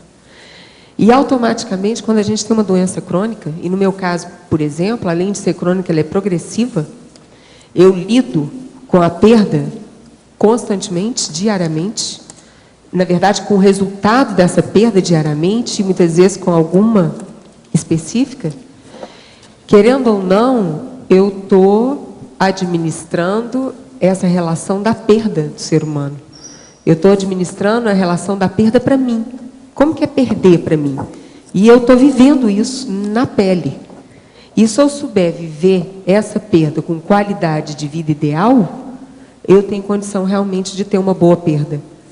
Então, é uma boa oportunidade que o ser humano tem de aprender a conviver com perdas. E que a perda mais marcante para ele, que é a perda do corpo. Então, ele querendo ou não, ele está se preparando para a morte. Ele está se preparando para a dessoma, para o descarte desse soma. Então, tire proveito dessa doença para que você lide cada dia com a condição da perda. E você vai, com certeza, ter uma boa morte. Aí eu volto lá no DAC, né? No dicionário de argumento. Então, quanto mais a gente tiver esse preparo, a gente não vai precisar de preocupar com a dessoma. Tá, ok, obrigado, hein? Valdo. Daniela. Opa. Leites. Que não via. Na sexta linha, de baixo para cima, você coloca o projeto assistência do Colégio Invisível da Dessomatologia para atendimento domiciliar ou hospitalar ao doente terminal. Como é que está esse projeto? Você já está em andamento com ele? Como é que é isso? A gente não pode colocar ele na praça ainda, porque ele precisa de muita estrutura, né, Regina? Ele precisa de estar muito bem construído. Mas, de qualquer forma, uma coisa que aconteceu muito interessante. Quando a gente apresentou essa proposta desse trabalho, Vida Saudável da Soma Feliz, aqui em Foz, eu vim em maio, aqui em Foz, maio desse ano, apresentar, logicamente, para quem que eu teria que apresentar? Para o nosso coordenador dos Colégios Invisíveis, lógico. E aí, na hora que eu apresentei para o Roberto, ele chegou e falou assim, muito bacana, por que vocês não acrescentam ainda um atendimento a doentes terminais do SUS? Porque é o grupo que sofre mais, certo? Que tem mais necessidade de atendimento de alto nível. E eu achei aquela ideia fantástica. Eu e o grupo, né, Regina? Todo mundo gostou muito da ideia. A Regina abraçou também a ideia, todo mundo, a Maria Ana, todo mundo gostou. Então, a gente viu que dá para acrescentar. Mas só que aconteceu outra coisa. Além da ideia do projeto, que a gente abraçou mesmo e que a gente vai ter que construir ela muito bem feita, começou a cair no nosso colo atendimento domiciliar. É lógico que essas coisas não vêm por acaso. Isso é uma baita de uma sincronicidade. Então, na hora que aquilo apareceu no nosso colo para poder atender o paciente domiciliar, logicamente que eu não poderia deixar de atender. Eu acho que isso, na verdade, foi um grande ensaio. Esses atendimentos que surgiram e ainda existe, ele, na verdade, para mim, como coordenadora do Colégio da Dessomatologia, é um belíssimo ensaio para esse trabalho do SUS. Entendeu? Mas o trabalho do SUS ainda vai sair, né, Rê? Nós queremos que ele saia assim, para que a gente possa atender de uma forma cada vez melhor o doente terminal. Certo? Tá bom, obrigada. Professor Valdo, Sim. aqui, por favor. No seu verbete, ali na página 24, na conclusão, o senhor trouxe 2 itens importantíssimos para nós, autocognições teóricas e vivenciadas. Podia falar um pouquinho mais a respeito? Depois eu vou aproveitar essa sua fala e fazer uma pergunta para O caso Dani. aí é o seguinte, os autoconhecimentos são de 2 tipos básicos, relativos aos conteúdos dos casos pessoais reais. Então, primeiro, as autocognições teóricas. O inventário intelectual pessoal, por exemplo, inclui a holoteca da Consim, a inventariologia, o descarte dos bagulhos energéticos. Assim, ou aqui, a Consim autêntica evita disfarce, máscara, camuflagem, subterfúgio, espionagem, criptografias, pseudônimos. Então, ela vai agir com liberdade, soltura, descontração, leveza, relax, distensão e alívio. As pessoas, de cara, você olha as pessoas, você vai ver o que é que predomina nela. Ou é uma coisa, ou é outra, na teoria. Ela evita, ou ela está totalmente envolvida nisso. Então, ela tem que evitar essas coisas. O que você não entendeu disso aí? A minha dúvida é sobre a palavra criptografia. É a criptografia, porque o povo tem mania, por exemplo, hoje de vir da internet, as coisas todas, só pensam em esconder as coisas. Está tudo escondendo. Isso nem sempre pode. Por exemplo, um pseudônimo não é uma coisa boa. A gente tem que ombrear tudo e enfrentar tudo de peito aberto, falar tudo claro. Então, a criptografia para a defesa e segurança na internet e comunicação, ela é necessária. Mas nós não podemos ficar com paranoia a respeito dessas coisas. É muita gente paranoica sobre esse assunto. Agora, a vivenciada é a análise do currículo pessoal minucioso, as autorrealizações. Aqui, nesse ponto, então, a consciência autêntica evita. Olha o que ela evita: preconceitos, apriorismose, anacronismo, superstições, fanatismo, capricho, futilidades.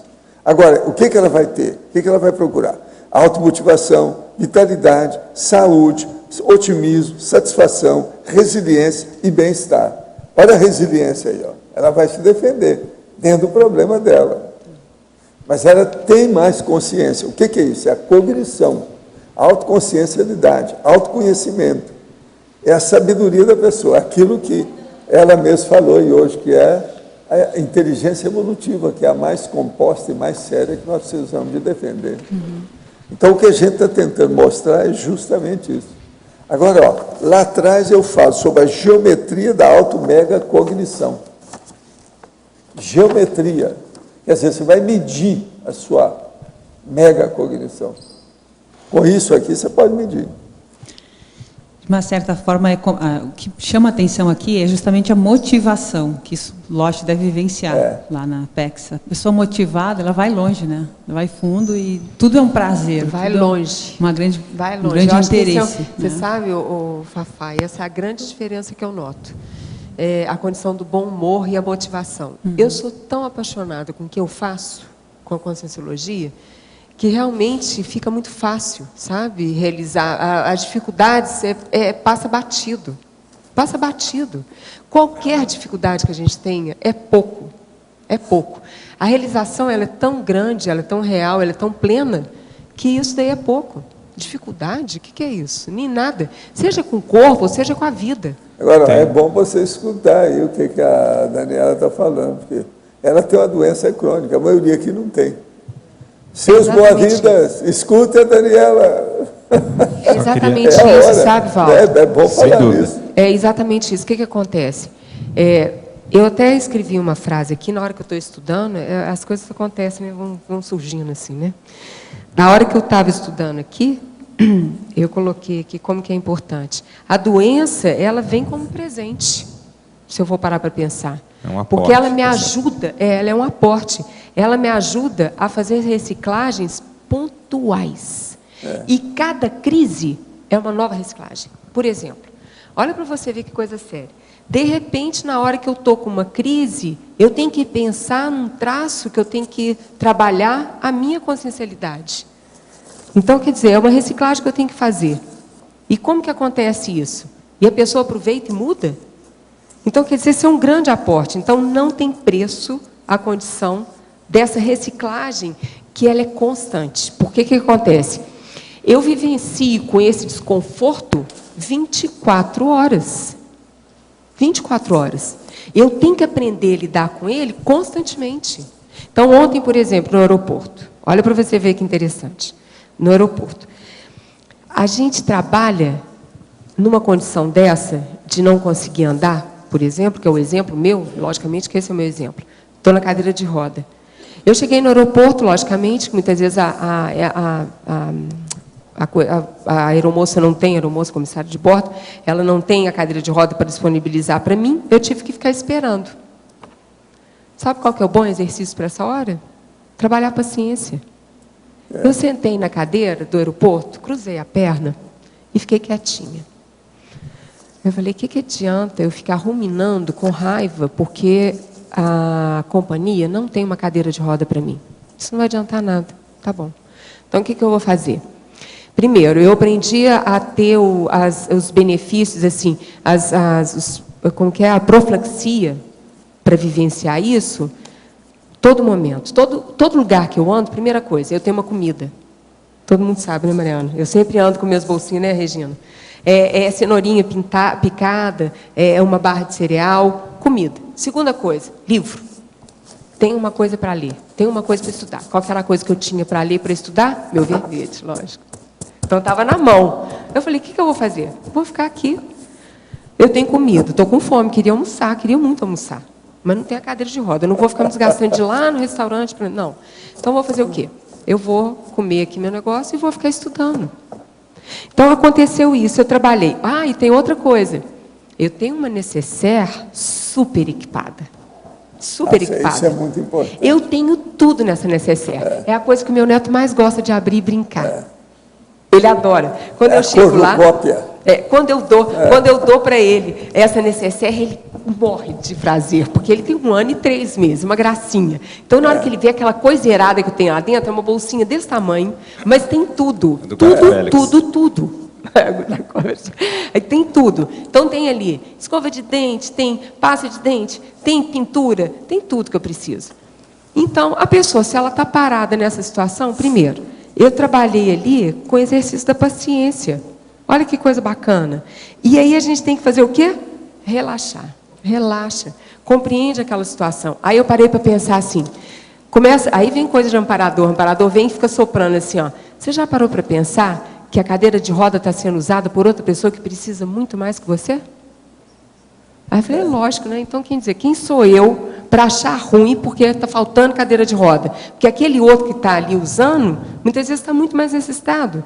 Então, se você tem essa capacidade de ter essa paciência e ficar na sua, que privilégio, minha amiga. Fica quietinha e faça isso da melhor forma. E aí, na hora que eu vi aquilo, eu falei, gente, que bacana a gente saber viver isso. Saber viver isso de forma plena. Isso tudo é anotação que eu fiz lá no aeroporto, Valdo. Fiz tudo no aeroporto. Aí eu parei para pensar e falei assim, e outra coisa que eu fiz, você quer exercício melhor do que você poder parar para fazer eu notei aqui, ó. Aproveitar o momento é um bom laboratório para você avaliar o comportamento humano. Cara, é sério. As pessoas na fila, perdendo a paciência, é a coisa mais louca.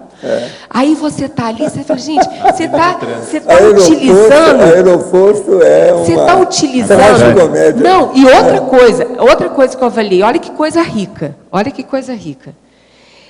A precisão e o rigor do sistema aéreo é fantástico. É fantástico. Então, eles têm porque então não funcionava nada. Ele tem um sistema muito bem organizado. A logística.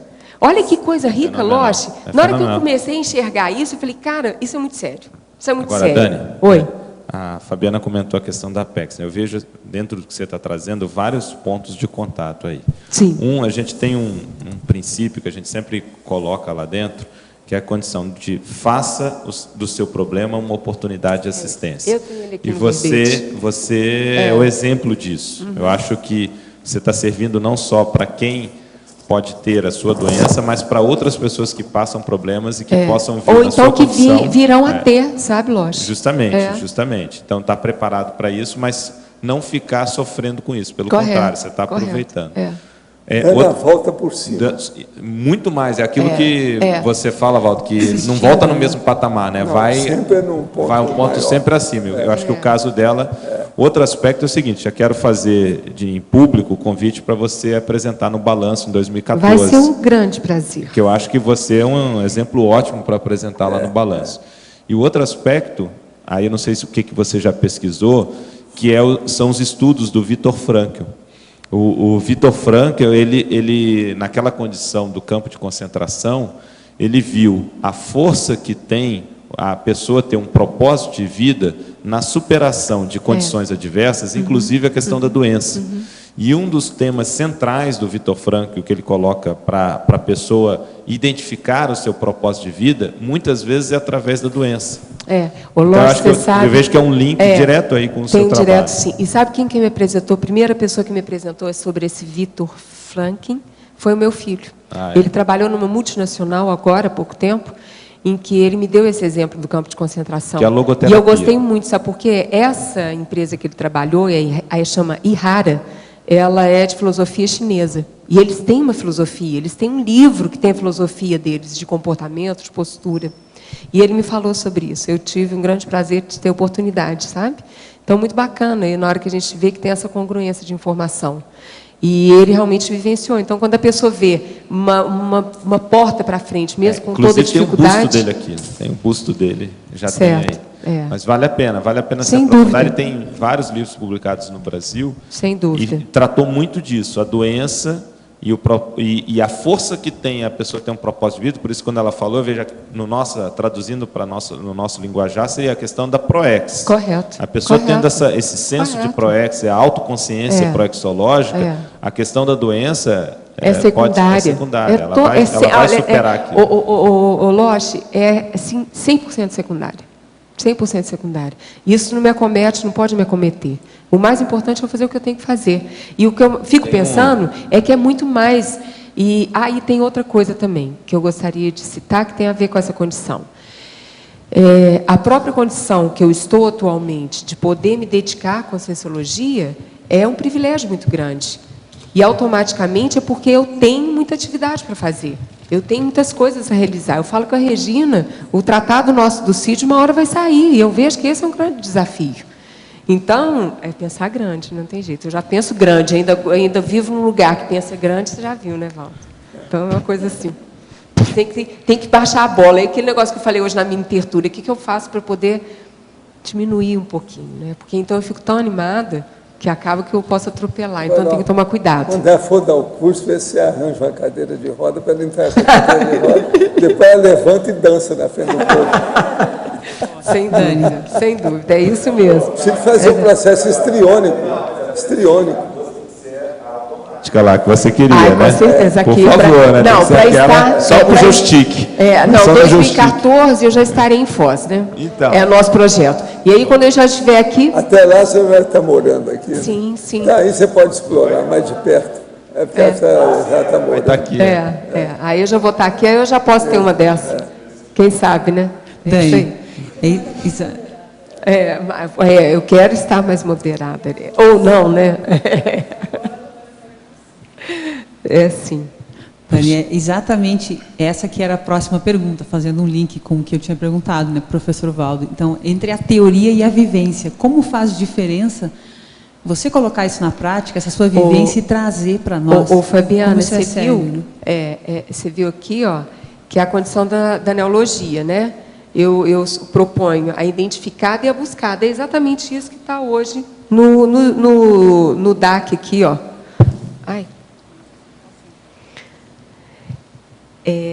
No DAC, na página 24, é a autocognição teórica que eu coloquei aqui. É a almejada e a concluída. É a mesma coisa. Ou você só tem o conhecimento ou você realmente pratica. É teoria e prática. O tempo inteiro. A gente tem que estar em plena... sempre em constante atividade. E esse que é o exercício que eu acho que a doença crônica acaba que me ajuda muito. Porque como ela tem uma sintomatologia todo dia, eu vivo ela todo dia, então isso é muito rico. E aí tem uma nova crise, como que eu saio dela? E toda crise aponta uma reciclagem para eu fazer. É muito rico. E isso, de uma certa forma, gera mais motivação. Muito mais motivação. Que é você colocar o que a gente conhece, né? Na prática, e aí vai gerando cada vez mais motivação. Olha para você ver, na hora que eu reconheço que eu estou ficando muito estressada, mesmo com o trabalho da Conscienciologia, e saio e tomo outro rumo, eu pego por outro aporte ali, para poder desenvolver outra atividade, e consigo produzir o tanto de coisa que eu produzi, não tem preço, bem, não tem preço. Então, pensar que eu já estou produzindo meu livro, já tem um título, meu CL eu já vou fazer esse mês, eu vou fazer em 2 lugares, em 3 pontas. Aí eu falei assim, eu tenho que dar esse CL antes em outra cidade. Aí eu pensei assim, você quer a retribuição melhor que eu vou dar para quem acabou me trazendo para a Conscienciologia, que foi o João Vitor? A Conscienciologia chegou em 3 pontas por causa do Padre Vitor, está lá em 3 pontas. E, de repente, eu poder fazer... o Chico Vitor. O Chico Vitor, o Chico Vitor. Eu fiz aquelas perguntas para você, eu estava lá em 3 pontas. Eu falei assim, eu vou poder retribuir, porque ele que me apresentou a Conscienciologia, eu estava lá em 3 pontas quando eu vi a Conscienciologia pela primeira vez. Palestra do professor Valdo Vieira, na usina Boa Vista. O professor lembra? Agora, o Chico Vitor é o tal padre... Ele era preto, retinto, um barrigão. Primeiro enorme, padre negro do Brasil. Um veição enorme. Esse aqui é o cara que era o guia do Centro Espírita, que eu tive aula de moral cristã, que eu vi ele fora do corpo. Então eu saía fora do corpo e encontrava com ele. Então eu dei o nome dele de Chico Vitor, porque Francisco de Paula Vitor é o nome dele. É isso mesmo. Lá no Centro Espírita, Humildade, Amor e Luz, todo dia se fala, assim invocamos a presença de Francisco de Paula Vitor. Então, isso é todo dia, esses anos todos. Você também faz. E aí, quem ele estava no dia que o colega, o médico, o Gilberto Neto. É o Gilberto. E ele foi lá te visitar, e na hora que ele chega, está lá do lado do Chico Vitor, né? Ele falou, ele quer que você leve as ideias lá. Eu falei umas coisas sérias, ele mudou a vida dele. Ele andou mudando a vida. Então, quer dizer, eu fui nessa palestra. Então, quer dizer, que forma melhor, além de que a minha família, do meu pai e da minha mãe, está toda em 3 pontas, e meus filhos e meu neto. Então, quer dizer, você quer coisa melhor do que eu retribuir aquela pessoa que me apresentou a Conscienciologia, fazendo um curso da Conscienciologia lá? Então, vai ser o primeiro lugar. E o segundo vai ser em Belo Horizonte. E quem sabe uma hora eu estou aqui em Foz também, dando esse curso. Agora, você fez, né, Dani, uma convergência bem mais mental, somática também, nessa sua virada. Foi, né? Essa sem etapa, dúvida. Sem dúvida. Dá para a gente ver bem, a tua motivação aumenta também sem nesse dúvida, ponto. Né? Até mesmo porque essa convergência mental somática, o Fafá, ela tem uma relação muito grande com essa minha avaliação, dessa minha tridotação.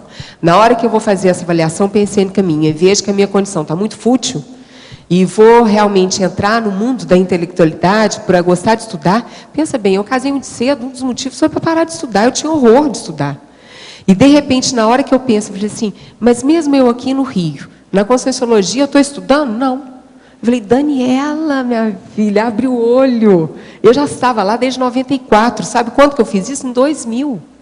Então, quer dizer, querendo ou não, a gente leva um tempo, né? A gente tem uma maturidade, a gente pode acelerar mais, enfim. Eu só sei que eu aprendi a gostar de estudar por causa dessa avaliação, dessa tridotação. Como que eu não gosto de estudar? Como assim? Eu tenho que aprender a gostar de estudar. Aí eu criei uma técnica. Vou estudar todo dia 3 horas. Então, eu otimizava tudo. Não posso, de jeito nenhum, romper com esse estudo por nada desse mundo. Então, vamos lá.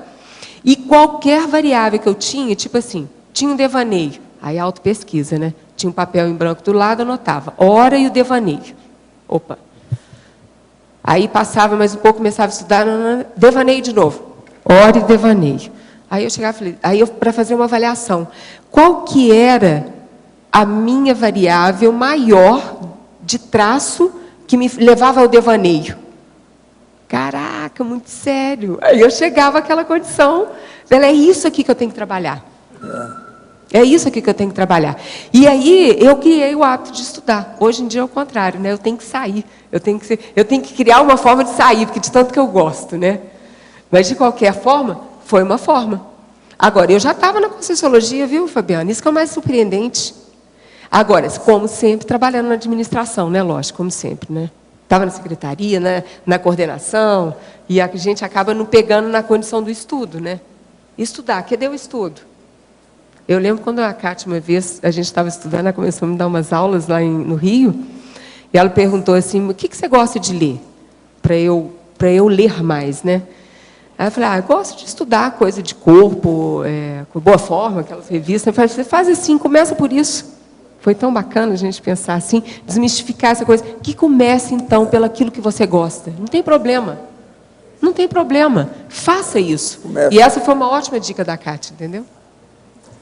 Professor, percebo que ao ter uma ideia e fazer o respectivo resumo para fixá-la, mesmo depois de passado muito tempo, ao rever aquela síntese, parece que aquele pensamento acabou de ocorrer. É como se aquela releitura fosse uma chave para acessar o exato momento quando me ocorreu o fato. E o mais curioso, a lembrança retorna mais clara, mais ampliada, mais rica, que no momento inicial do primeiro contato. Isso é assim mesmo ou tudo não passa de impressão da minha parte? Não, está tudo certo. Você está começando a analisar a sua memória. Agora, continua fixando e acumulando as suas vivências no registro, que isso aí vai ampliar e aprofundar cada vez mais a sua cognição. É por aí, você está no caminho certo. Professor, há também consciências cuja paraprocedência é o planeta Terra. Como estudar a paraprocedenciologia sem ficar preso no espaço-tempo? Aqui, o que ele quer dizer com isso? Paraprocedência é o planeta Terra. Quer dizer, então, a paraprocedência dele seria a Terra inteira. Isso aí, meu chapa, é só o cara de continente, já é um serenão. Ontem vi um destaque no Shopcons, o livro escrito por Helen Keller. Fui pesquisar sobre a autora e fiquei cerca de 30 minutos recebendo banho de energia. Alguém no CAEX está estudando a biografia dela? O que o senhor sabe sobre a autora? Escuta, como é que é? Alguém quer falar nisso aí? Fala aí, Olório.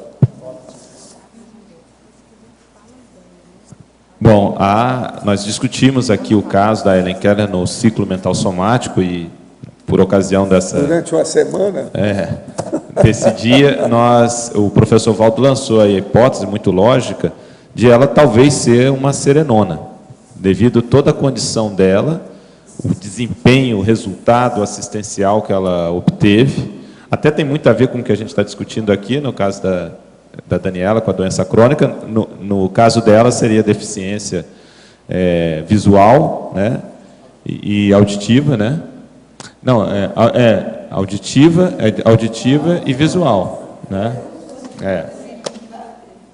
E todo o desempenho dela. Agora, várias pessoas começaram a estudar a partir daí. Uma que está estudando também é o Alexandre Nonato. Vale a pena também conversar com ele. Ele já está levantando mais material sobre o caso dela.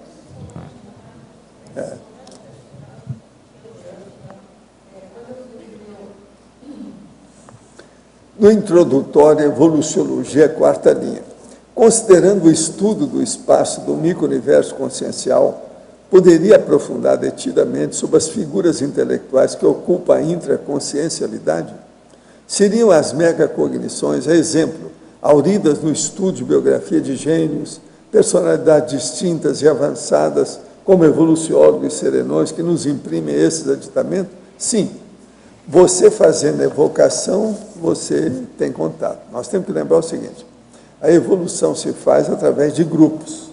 Ninguém fica sozinho, nem o autista acaba sozinho, ele está sempre com gente junto. A evolução se faz com outras consciências, tudo em grupo. Então é muito importante, na hora que você começa a destacar, as suas amizades raríssimas, aquela que tem mais valor evolutivo, aquela que pesa mais no juízo crítico da sua evolução. Então, essas personalidades, elas aparecem mais, de modo que fique de olho nessas figuras intelectuais, mental-somáticas de alto nível. Todo mundo tem isso.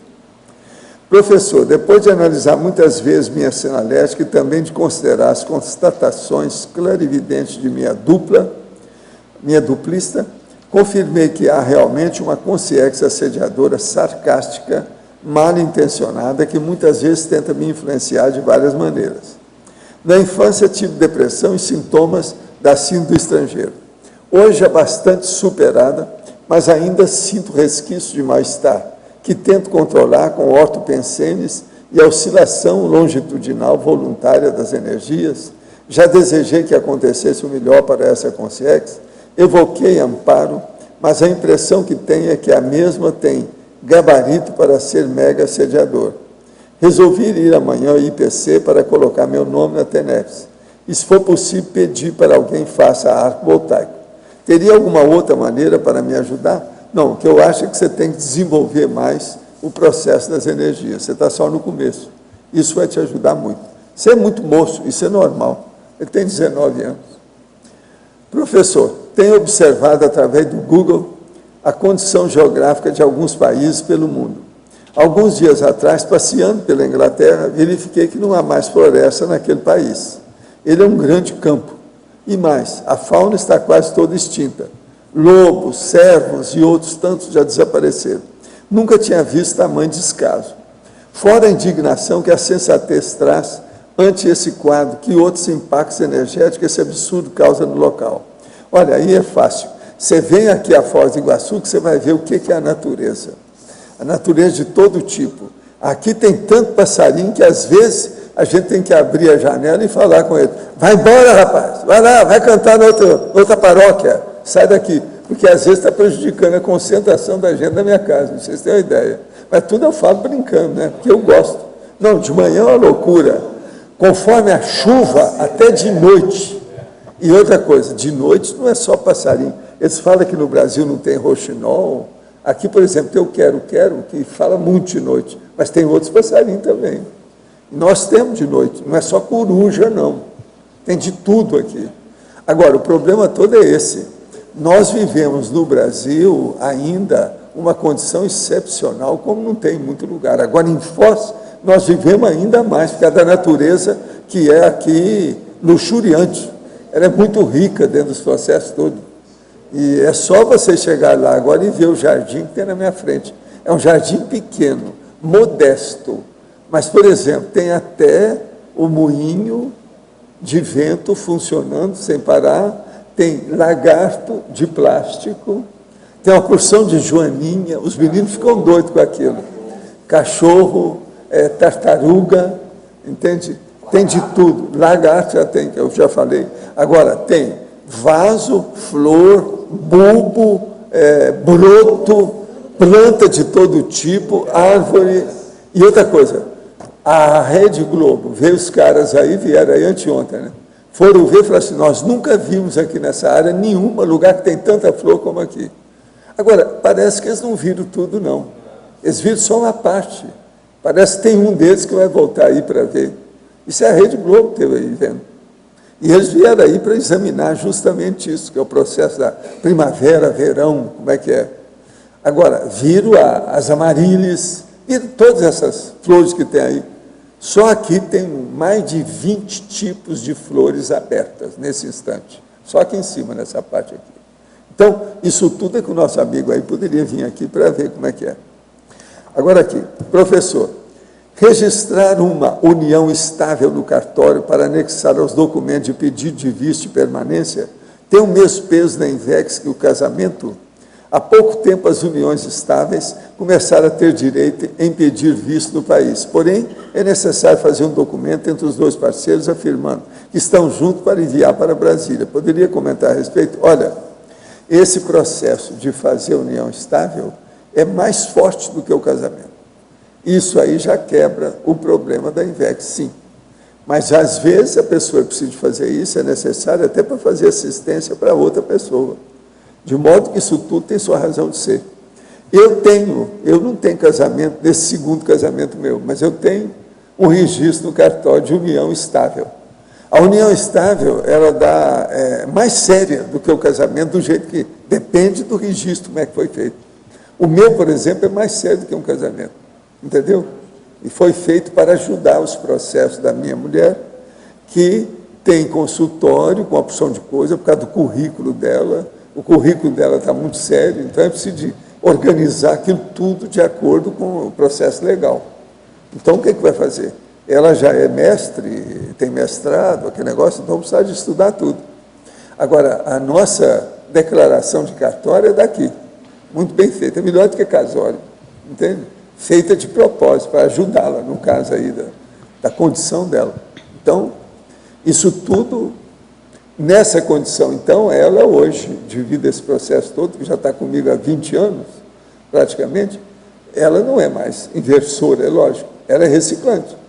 Isso é normal, como eu já era reciclante quando eu me juntei com ela, você está entendendo? Então, a vida precisa disso. Agora, deixar de ser inversor para fazer assistência, vale a pena, é lógico, porque o processo, seja de INVEX ou de reciclagem, é um problema de estereótipo, é de fachada, é de rótulo. Por quê? O que vale é a ficha da pessoa. Olha bem sua ficha, isso aí que é importante. É o que ela faz, né? Pois é. Professor Valdo, Sim. no dicionário, na página 23, na autocosmovisiologia, o senhor poderia ampliar como um todo a autocosmovisiologia e depois a parte final ali mais profundamente, por favor?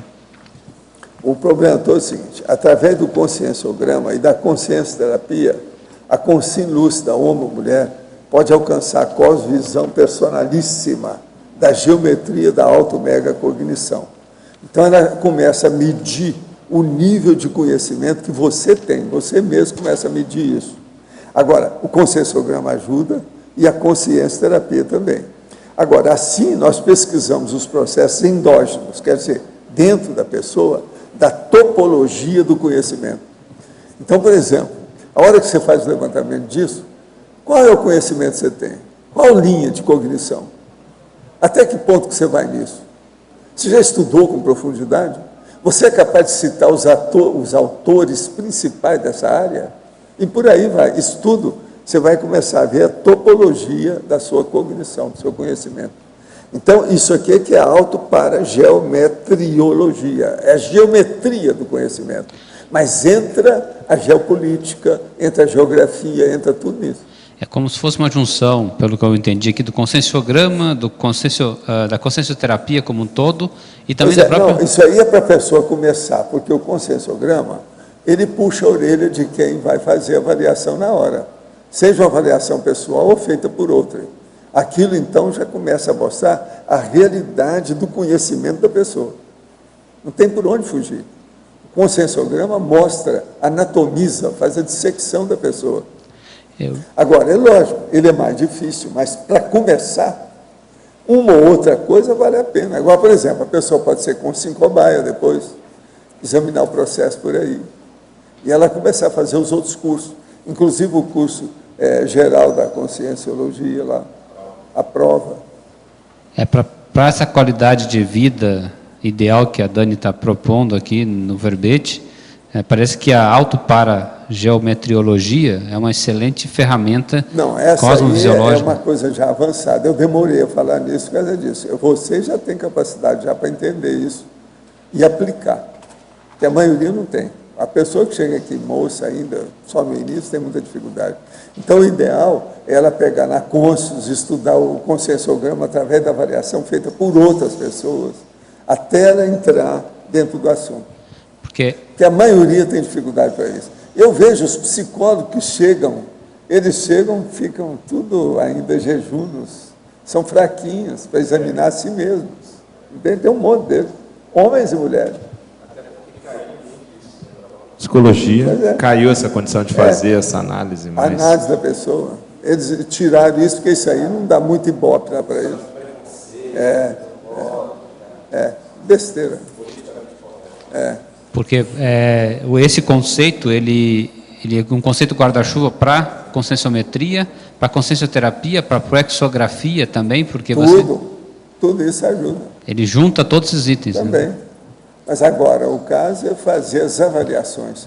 Nós temos muitos cursos de avaliação da personalidade, porque nós estudamos a consciência, a conscienciologia. A maioria é curso de avaliação. Vale a pena pensar nisso. Sim.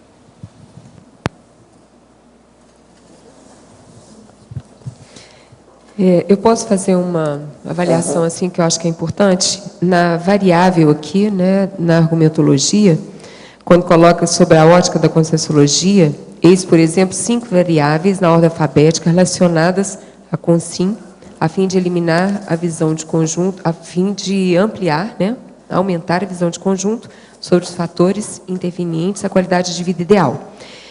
Tem um fator que eu considero que é importante, eu depois até quero ver se consegue fazer uma alteração, colocar o fator profissão, entendeu? Porque seria a profissão.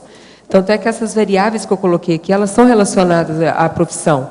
A condição do equilíbrio, a atuação profissional, a condição do esclarecimento, ele priorizar, a organização, a condição dele poder realmente ter a vivência da motivação e trabalho e lazer, a condição da vocação, o reconhecimento da atuação que a pessoa vai realmente caminhar para poder realmente trabalhar, que isso daí tem a ver com essa condição que eu coloquei aí, de como que foi possível, com uma conversa junto com o Locha, eu reconheci que meu viés era na via da dessomatologia, que eu entendi a qualidade de vida, e a condição também do voluntariado. Então, e aí, assim, a atividade voluntária enquanto profissão. Se eu tenho essa oportunidade de vivenciar isso, é porque eu tenho responsabilidade com isso. É porque eu tenho aí a condição de poder realmente retribuir aquilo que eu recebi, sem dúvida. Então, eu gostaria de reforçar essa condição. Atividade voluntariada da Conscienciologia enquanto profissão. Entendeu? Que é a minha condição atualmente. É um grande privilégio. É uma ocupação que você selecionou. Correto. Agora, para isso, o povo tem que ter pé de meia, a primeira coisa. Não, então, é exatamente isso. Se eu tenho o privilégio de ter esse pé de meia, que me dá uma qualidade de vida, pelo menos mínima e boa, para eu vivenciar... Você não precisa de mais nada. Para que eu vou precisar? Só precisa trabalhar, suar sangue. Mesmo com a múltipla. Correto. Vamos supor, não dá para ficar pensando em ter uma profissão para eu poder ganhar mais dinheiro e ser rica. Isso é bobagem. Isso é bobagem. Tudo vai ficar Eu aí. não tenho intenção, então eu deixei de O negócio trabalhar... é ver o que você pode seguir com você intraconsciencialmente. Intraconsciencialmente. Agora, eu espero mais 100 verbetes da sua parte. Você está entendendo, Kátia? 100. Aqui, eu já tenho listado... 100 com C. Tá bom. Certo? Aqui, ó, eu já tenho listado aqui comigo, que essas ideias foram começando a aparecer no momento que eu estava estudando. Eu já tenho 5 aqui que eu já quero fazer a definologia. Então tá. Muito bom. Vamos nessa. Muito bom. Os nossos comerciais, por favor. Obrigado. Hoje tivemos 44 assinaturas no livro de presença, 8 perguntas presenciais, 26 perguntas online. Temos os recados da Valdirene sobre a Escola do Parapsiquismo, a Regina sobre o evento do Colégio Invisível da Dessomatologia, a Ami sobre o curso 40 Manobras e a Fernanda com o curso Fundamentos da Conviviologia. Boa tarde a todos. Nós queremos convidá-los para o curso A Escola do Parapsiquismo, que é um programa que tem o objetivo de favorecer o desenvolvimento do parapsiquismo. A Escola do Parapsiquismo ela tem a duração de 1 ano e está organizada em 3 módulos. O primeiro módulo acontece de 2 a 6 de janeiro de 2013, o segundo módulo de 15 a 19 de julho e o terceiro módulo de 16 a 20 de julho. Em cada módulo, os participantes têm entrevistas com os EPICONs e professores, exercícios energossomáticos, aulas com temas específicos voltados ao desenvolvimento do parapsiquismo. Também participam de campos energéticos orientados por EPICONs, além de participarem de atividades optativas entre os módulos. Maiores informações na recepção do CAEC através do telefone 45 3525 2652. Obrigada. Boa tarde a todos. O CID, Colégio Invisível da Dessomatologia, convida vocês a comparecerem aos eventos do colégio que irão se realizar neste feriado e no final de semana. Então, dia 2, sexta-feira, nós teremos aqui no auditório do CAEC uma palestra pública das 15 às 17 horas e de 18 às 20h30, um cine-debate. No domingo, nós teremos um livro-debate a se realizar aqui na Sala 1, também no CEAEC, das 15 às 17 horas. E montado desde sexta-feira a domingo, um estande com uma pesquisa de opinião pública na entrada do CEAEC, perto da epígrafe, onde todos estão convidados a fazerem o seu preenchimento e darem a sua opinião. Obrigada. Olá, aproveite o feriadão de 15 de novembro para vir a Foz do Iguaçu trabalhar suas energias no curso 40 Manobras Energéticas. O 40 Manobras é um curso sem pré-requisito, ministrado pelo professor Mário Oliveira, em que trabalhamos as manobras básicas, por exemplo, a esterilização de energias, interiorização de energias, assimilação, desassim, EV. Fazemos o trabalho dessas manobras em dinâmicas interassistenciais. Então, assim, ao final do curso, você será capaz de blindar a sua alcova, de higienizar um ambiente, de encapsular um assediador, de aplicar um arco voltaico no membro da sua família, enfim, usar as suas energias para a interassistência no dia a dia, a qualquer momento, com segurança. Esse é um curso de parceria da CIP com o CEAEC e as inscrições são feitas na recepção do CEAEC, telefone 45 35 25 26 52. Obrigada e até lá. Boa tarde a todos. Convidamos para que participem do curso Fundamentos da Conviviologia, que acontecerá aqui em Foz do Iguaçu, nos dias 9, 10 e 11 de novembro. O curso, em 15 horas de atividades, irá apresentar os princípios da conviviologia nas suas diversas categorias, desde a fitoconvivialidade, zooconvivialidade, autoconvivialidade e a grupo convivência, com dupla, família, trabalho, por exemplo. Em especial, a temática para conviviologia, ou seja, convivência nas dimensões extrafísicas, com consciências extrafísicas, será abordada em 5 horas de atividades no domingo, com um campo bioenergético, coordenado pelos EPICONs Moacir Gonçalves e Mabel Teles, e seguido de debate. As inscrições podem ser feitas na recepção do CEAEC pelo telefone 45 3525 2652 ou pelo e-mail ciaec@ciaec.org. Obrigada. Para amanhã teremos o verbete para a terapêutica do luto. A especialidade é para terapeuticologia, de autoria da professora Regina Sterman. Obrigado pela sua presença e até amanhã.